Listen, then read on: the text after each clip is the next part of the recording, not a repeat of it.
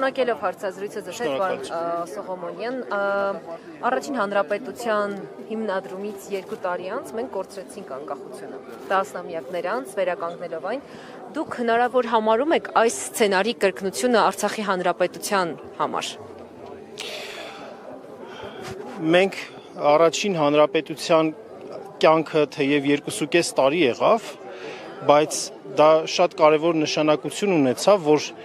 հետո մենք շարունակենք պահպանել պետականությունը թեև կիսանկախ ձևով խորհրդային միության կազմում, որն էլ հիմք հանդիսացավ այսօրվա 3-րդ հանրապետության համար։ Առհասարակ մենք շատ դասեր ունենք քաղելու եւ առաջին հանրապետության շրջանից, եւ այդ կարևորագույն դասերից մեկը այն է, որ չի կարելի ժողովրդին անընդհատ վախեցնել պատերազմի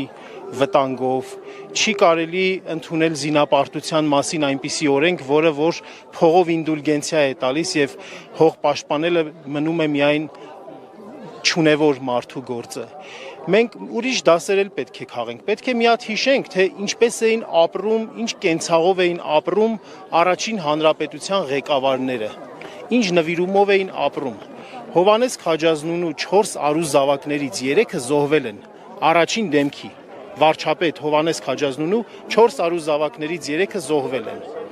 Վարչապետ Քաջազնունու աշխատավարձը հազիվ էր բավարարում սննդի մեջ մածուն եւ շաքար ունենալու։ Նրա կինը իրենից հեռու ձեռքով լվացք էր անում, այսինքն շատ չափազանց զուսպ ու համեստ կենցաղով։ Արամ Մանուկյանը ժողովրդի հետ շփվելուց բծավոր տիֆով է վարակվում եւ նորմալ ձևով չի ընդունում պատվաստանյութերը, որպեսզի այդ ամեն ինչը ժողովրդին փոխանցեն։ Այսպիսի զոհողությունների գնով, այսպիսի զուսպ համեստ կենցաղավարության եւ իրական նվիրման նախարարները հատակին էին քնում։ Այսինքն սա ասում ենք ոչ թե նրա համար, որ ասենք հիմա էլ պետք է այդպեսին լինի, ոչ, որ իսկապես բոլոր նրանք, ովքեր որ հայտ են ներկայացնում առաջնորդելու այս ժողովրդին եւ դառնալու այս սրբազան երկրի համար պատասխանատու մարդիկ,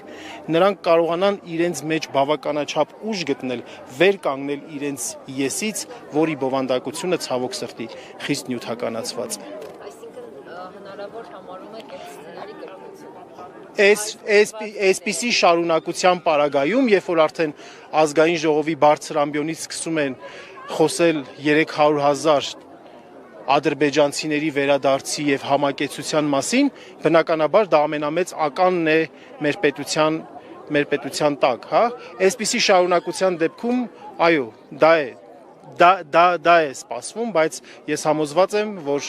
մենք կունենանք բավականաչափ իմաստնություն, կամք, տոկունություն, վճռականություն, ոգի, որպեսզի թույլ չտանք նման հեռանկարի գալը։ Շնորհակալություն ձեզ նույնպես։